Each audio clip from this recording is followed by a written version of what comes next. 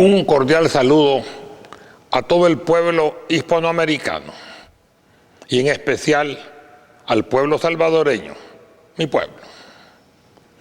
El 12 de octubre se conmemora la fecha en que la expedición de Cristóbal Colón, bajo los auspicios de la corona española, llegó a las costas de la isla Guananí, hoy San Salvador en el Caribe, empezando un proceso firme de colonización y conquista europea. A ello vale hacer las siguientes aclaraciones. Primero, el 12 de octubre de 1492 no se reveló la existencia de un nuevo continente que posteriormente fue llamado América en honor a Américo Vespucio, navegante florentino que fue el primero en reconocer que se había descubierto un nuevo mundo. Cristóbal Colón siempre creyó que había encontrado una nueva ruta hacia la India.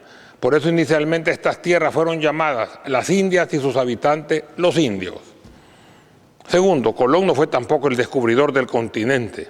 Este privilegio lo tiene el indio americano, que fue el primero que la pobló y desarrolló en ella sus culturas y asentamientos. Ni siquiera fue el primer europeo, ya que los vikingos vinieron primero llegando al norte de Norteamérica. Antes que ellos, los fenicios arribaron a Sudamérica, especialmente Brasil. Y hay pruebas de que los árabes en la Edad Media, desde el siglo VIII y especialmente en el siglo X, tuvieron contactos. De ahí se deriva la leyenda de Topilzin-Quetzalcóatl y otras similares de los pueblos indígenas americanos. Pero Colón dio inicio al primer proceso continuo de descubrimiento, conquista y colonización que produjo una transculturación europea, ya que no se puede hablar de encuentro entre dos mundos, pero que a pesar de todos los excesos, produjo una raza mestiza, introdujo una nueva religión y dio un nuevo idioma, la lengua castellana, esto último, que es fundamental ya que en nuestra América, las Indias, hoy fragmentadas en pequeñas naciones, se encuentran ligadas por una admirable fuerza, el mismo idioma. Tercero, el rótulo Fiesta de la Raza o Día de la Raza para conmemorar el 12 de octubre fue acuñado primero por la Asociación Iberoamericana de Madrid, por inspiración de su presidente, el exalcalde de Madrid y exministro Faustino Rodríguez San Pedro, celebrándose por primera vez en España el 12 de octubre de 1913 y posteriormente a uno en los países hispanoamericanos. En Argentina fue instituido primero en 1917. En Estados Unidos e Italia se celebraba dicho día con anterioridad, pero con el nombre de Día de Colón.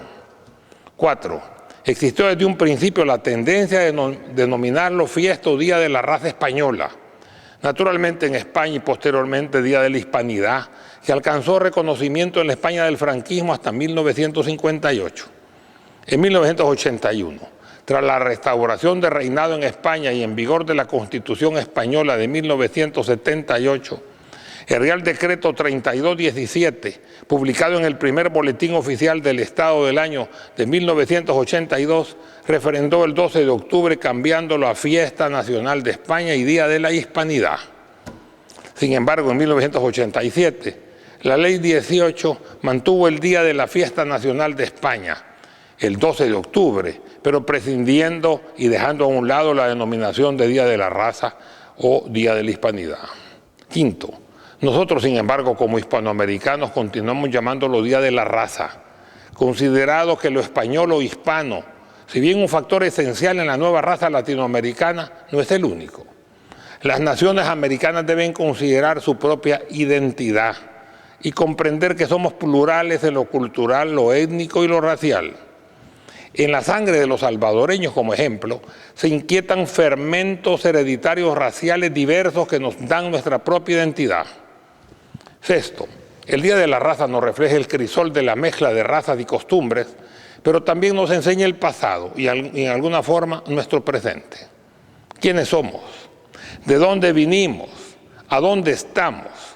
Pero no nos dice nada de nuestro futuro, de nuestra visión y de nuestras esperanzas. ¿Qué queremos? ¿A dónde vamos? La patria entera está dispuesta a la esperanza de ser encontrada por sus hijos, hecha por ellos para sentirse propia. No basta nacer en ella, hay que hacerla. Y tampoco basta desear morir en ella, hay que trabajar por ella y para ella mientras tengamos un aliento de vida. Si el 12 de octubre fue el inicio de la colonización y conquista, que que sea como sea fue la base del país que poseemos y la raza diversa que lo habita, tenemos que pensar como José Martí, que decía que el primer trabajo del ser humano es reconquistarse. Tenemos que reconquistar a la patria, detener su deterioro y guiarla, Dios mediante, por nobles derroteros. Séptimo, el concepto de clases dominantes y pueblos sometidos se hacía básicamente de acuerdo al concepto racial. Si en la escala superior se encontraba el español de la península, también éste venía con superioridad de acuerdo a su blancura o pureza de raza. El español puro no se mezclaba con mujer de razas inferiores, a no ser por una aventura después de la emancipación de los esclavos o violación en tiempo de la esclavitud. Los descendientes inesperados no eran, por supuesto, reconocidos y seguían el estatus de la madre, aunque a veces se sentían superiores a la madre, aunque inferiores al padre, por el matiz de su piel. Fuera de esa inmigración de españoles puros que detentaban el poder y casi no trabajaban, los hidalgos, que Cervantes con su Quijote se burló de ellos. Vino una corriente de españoles del pueblo, básicamente árabes y judíos conversos o parcialmente conversos, que venían huyendo de la Inquisición de la península y que realizaban trabajos técnicos que los nativos y los africanos no podían hacer y que el español monárquico no le gustaba realizar. Ejemplo, alfarería, talabartería, artesanía, construcción, herrería, marina, comercio, etc. Se estableció así una corriente doble de españoles. El español puro, con carta de pureza real o falsificada, que detentaba el poder militar, político, religioso y económico, que no trabajaba y que no se mezclaría, al menos no oficialmente, porque sus hijos perderían sus privilegios, y el español del pueblo, que se mezcló y formó parte de esa estructura artesanal de trabajo manual calificado, incluido el comercio, que el monárquico miraba con desprecio. De ahí que el mestizaje latinoamericano y por ende el de nuestro país está inmerso básicamente el elemento árabe y judío español. Los criollos están a un lado. 8. Si bien el descubrimiento y la conquista fue despiadada y sanguinaria, nos dio los elementos culturales y genéticos que complementan nuestra existencia. Y el idioma del conquistador, un idioma que nos une en esta nuestra América, Indoamérica, pero también hispanoamericana. Un intercambio cultural siempre es preferible que el sometimiento y anulación de la cultura más débil militarmente, no necesariamente intelectualmente.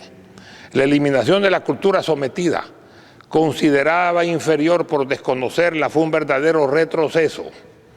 Decir que redescubrir estas culturas originarias parcialmente destruidas, pero también parcialmente ocultas, es un retroceso, es una nueva manifestación de ignorancia. Esto definitivamente falló en la conquista. Un diálogo fecundo entre civilizaciones, un contacto benevolente entre culturas. Pero si este es el procedimiento que debemos fomentar en el presente y en el futuro, el pasado ya trazado no nos queda más remedio que corregir y restaurar. Y eso es no solo nuestro deseo, sino que también nuestro accionar. Darle también la justa medida a la civilización precolombina, que no fue comprendida y por eso en gran medida fue pisoteada. El desconocimiento, del contrario, es la causa primera de la intolerancia. Debemos redescubrir la sabiduría de nuestros pueblos originarios, su cultura, sus tradiciones, sus idiomas, su teología, sus conocimientos, astronomía, arquitectura, medicina, astrología, cerámica, literatura, artesanía, tejeduría, construcción, ecología, arte, etc., para aquilatar la otra parte relegada incorrectamente, buscando el equilibrio. Esto es justo y necesario. Ante la destrucción masiva de su cultura, muchos pueblos indígenas ocultaron sus conocimientos. Así se salvaron el calendario maya y el calendario azteca, la numeración vigesimal maya y algunos códices de amplia sabiduría y que aparecieron posteriormente cuando la furia destructiva de la conquista y el pillaje ya se había aplacado y se excavaban también templos indígenas para construir en sus antiguos templos religiosos orientados geográficamente de acuerdo a sus rituales los nuevos templos de la nueva religión. La restauración de ese saber perdido, con un gran porcentaje escondido, es un deber ineludible que también necesitamos implementar. 9. No debemos enfrascarnos en criticar la parte de nuestra identidad que responde genéticamente al conquistador, sino más bien en rebuscar y restaurar la parte indígena que también nos corresponde, hoy relegada injustamente e incluso ridiculizada por aquellos que también comparten su presencia, aunque ésta se encuentre realmente o solo deseada en menor proporción en ellos. Tenemos que fortificar nuestra autoestima y eliminar los estereotipos prefabricados y fomentados incluso en nuestros libros de texto, de que lo indígena como inculto y atrasado. Hemos relegado a grandes pueblos al abandono y a la marginación y hemos contaminado la historia ocultando sus logros históricos. 10. Aunque no debemos guardar resentimientos, tampoco podemos negar la crueldad de las conquistas europeas, ya que existe una amplia literatura a este respecto atizada por el enfrentamiento entre ellos mismos, el enfrentamiento de las potencias colonialistas europeas. A España se la ha señalado como la más cruel entre todos los conquistadores, y sobre ella se ha tejido la leyenda negra que la desacredita en grado sumo y que ha sido alimentada principalmente por escritores de Inglaterra, Francia, Portugal y Holanda, sus eternos rivales. España, sin embargo, no niega las acusaciones, sino que contraataca aduciendo que sus acusadores fueron todavía más crueles y más sanguinarios que ellos, los que nos lleva a la conclusión de que todos fueron solidariamente culpables. En un principio incluso se afirmó que los indios carecían de alma y que no eran seres racionales. Esto les permitió tratarlos con suma crueldad. La capacidad racional de los indígenas y por tanto disponer de un alma humana y tener por consiguiente derecho para recibir sacramentos, tener libertad de instrucción, fueron reconocidos hasta por la bula Sublime Deus, expedida en 1537 por el Papa Paulo III, esto es hasta 45 años después del descubrimiento. Después de esa fecha la conquista fue despiadada, pero no tan cruel, haciendo hincapié únicamente en la supuesta inferioridad cultural para justificar el argumento de que los europeos venían a civilizar y evangelizar, de modo que si los naturales ofrecían resistencia, era lícito que sufrieran la guerra justa, basados en el concepto aristotélico de que algunos estaban destinados a ser esclavizados y otros a dominar. Dentro de este proceso de conquista y colonización, 76 millones de pueblos originarios murieron, quedando tan solo un total de 4 millones. Hoy han vuelto a ser los 80 millones, recuperando su número después de 500 años. 11. Aun cuando la conquista fue despiadada, aún así nos dio los elementos culturales y genéticos que complementan nuestra existencia. Sin la llegada de los españoles y su impronta genética, definitivamente los salvadoreños no existiéramos. Hubieran otros, mejores, iguales o peores, en un análisis simplista de las posibilidades matemáticas genéticas, pero independientemente de todo no fuéramos los mismos. Perderíamos prácticamente toda identidad, incluso aquellos sin genética española alguna, ni siquiera una mínima gota tampoco existirían, porque la conquista fue tan violenta que impactó sobre todas las actividades futuras y por consiguiente la vida de los genes, todo lo que somos, estructural y fundamentalmente hablando, y su combinación matemática sumamente aleatoria y diversa, cambió de tajo.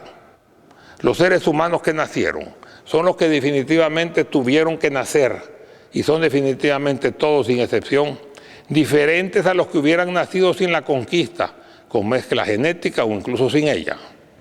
12. No podemos venir a criticar un proceso a quienes debemos haber nacido, mucho menos hacerlo en el idioma del conquistador, un idioma que nos une en esta nuestra América indoamericana, pero también hispanoamericana.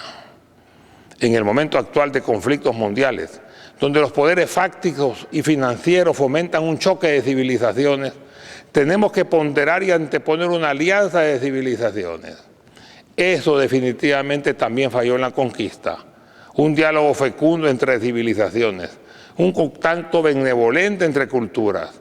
Pero si este es el procedimiento que debemos fomentar en el presente, el pasado ya trazado no nos queda más remedio que corregir y restaurar. Y eso es no solo nuestro deseo, sino que también nuestro accionar.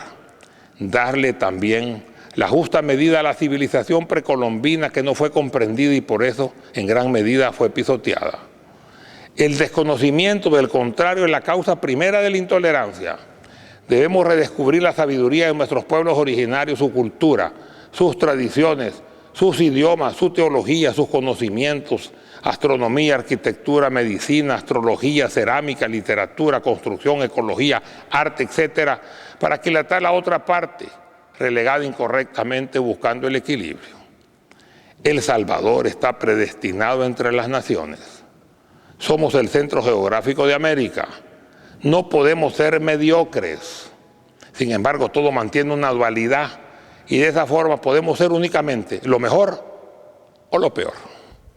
Hemos sido mal guiados y hemos desarrollado generalmente nuestra parte negativa, descollando, eso sí, aunque en situaciones no muy aplaudibles. Tenemos que enderezar nuestro rumbo y dirigirlo hacia nobles derroteros. Tenemos que sentirnos orgullosos de ser salvadoreños, no importa la condición social que tengamos, la religión que profesemos o la mezcla racial que poseamos. Somos todos salvadoreños. Que este 12 de octubre del 2012 celebremos con orgullo no solo el Día de la Raza, sino el de nuestra raza específica, el Día de la Salvadoreñidad. Muchas gracias.